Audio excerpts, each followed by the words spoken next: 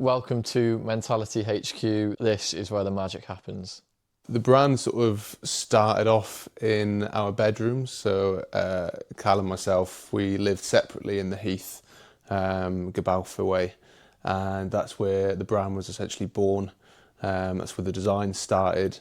And at the time, Cal was in USW, so we had access to the fashion department there. I think we were both very surprised with the sudden burst that we had onto the scene. So it came about through 2 years ago. We got in contact with Cardiff to do a champions specific tee for the women's squad who had just won the treble that season. And we pitched it to the head of retail, who basically said, "We love it. Can we do something for the men's as well and for the whole club?"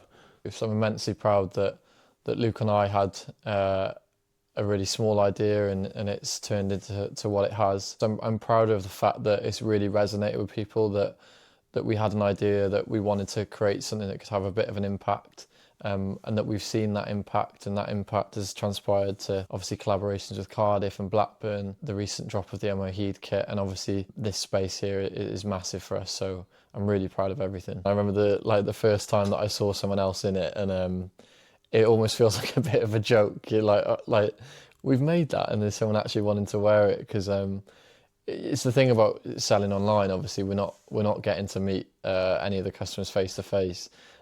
So yeah, when you do start spotting things around, it's a really nice feeling just to see that people are wanting to wear sort of the message that we're putting out there, and that it is resonating with people. The Mentality Football sort of links to what I just said about with Mentality clothing, we can feel the impact over social media, but it's hard to have a really tangible feeling about that impact. So Mentality Football is a small community. It's open to anyone to come and play, designed to be no stress, no commitment, and non-competitive, meaning that you can be any sort of ability. You're not down there to win. You can come once a month. We're there for you every week if you want it. Take it or leave it. It's a drop-in session with a really good community of guys all trying to play football just for the love of the game. I didn't necessarily come because I was struggling with mental health, but I think I've realised from playing football again that how much it does for lads. Do you know what I mean? Getting stuck in and having a laugh with boys that you grew up with and boys that you're getting to know as well.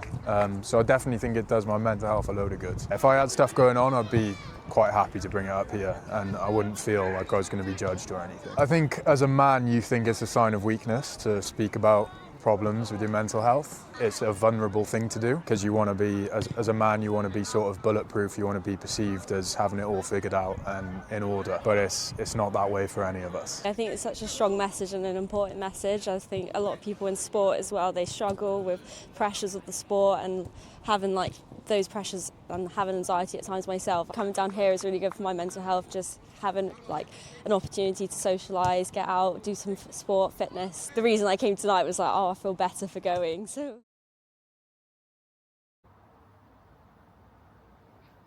For me, it'd be just to save someone. If we've managed to help someone and to save someone, and for one person to have that initial conversation that I had with Cal, I feel like we've done our bit.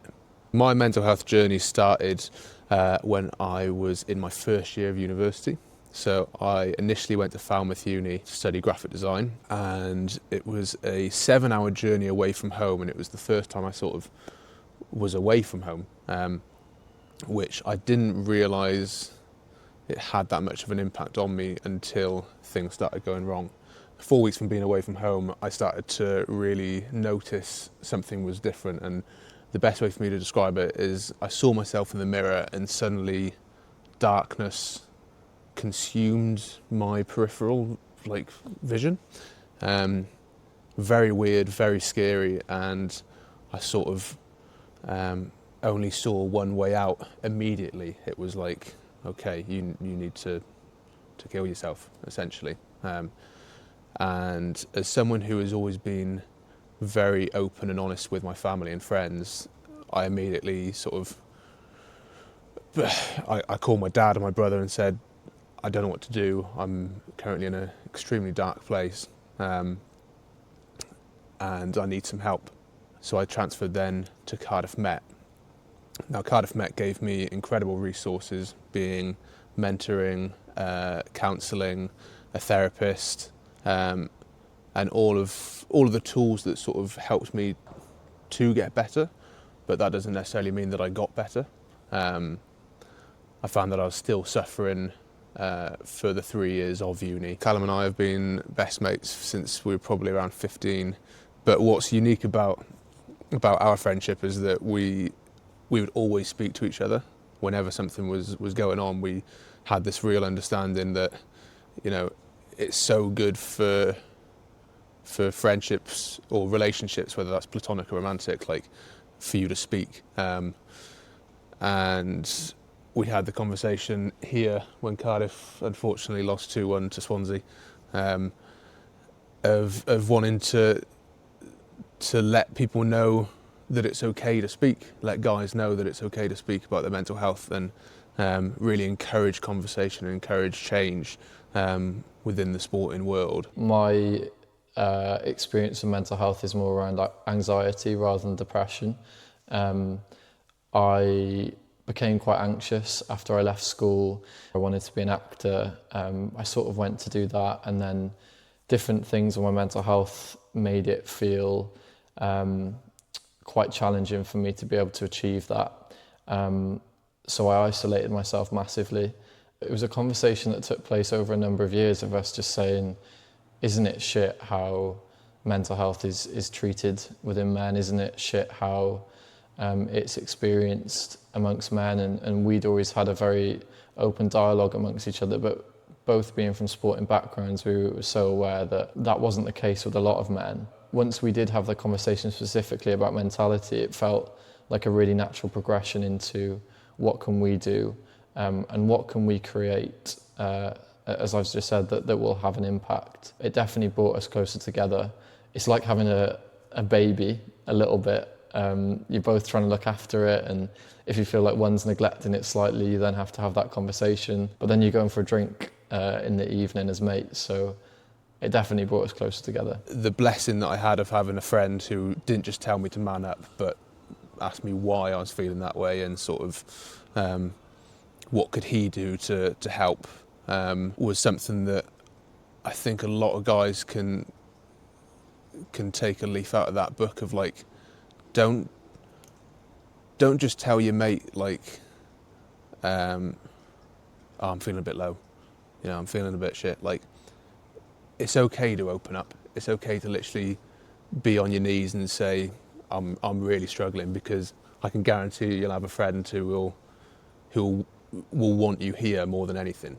So clothing sort of came up because we found it to be a real motivator with guys and conversations. So for example, I might say, hey, that's a really nice jumper, where'd you get that from?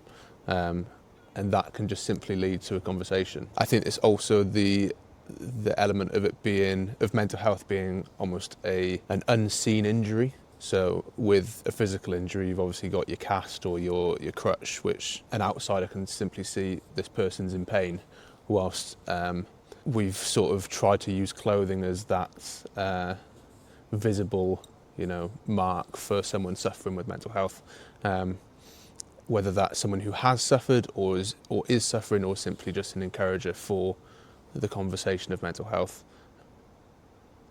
Just a final question, with the brand itself and the work you've done, what is the legacy that you want to leave behind? It's a great question. I think the legacy that I'd like to leave behind is just that we've been able to move that dial, even as Luke said, even if it looks really slight on the outside. Luke used the example of an individual deciding that they still wanted to be here, or, you know, they took the leap and they had that conversation. Whatever it is, if we're able to have some sort of impact on an individual, on a community, on a region, on a country, on a gender, whatever it is, to me, that is the legacy. Making clothing more than just something you wear, making it something that is embedded into the fabric, that has some sort of meaning, it would be something that would make me very proud.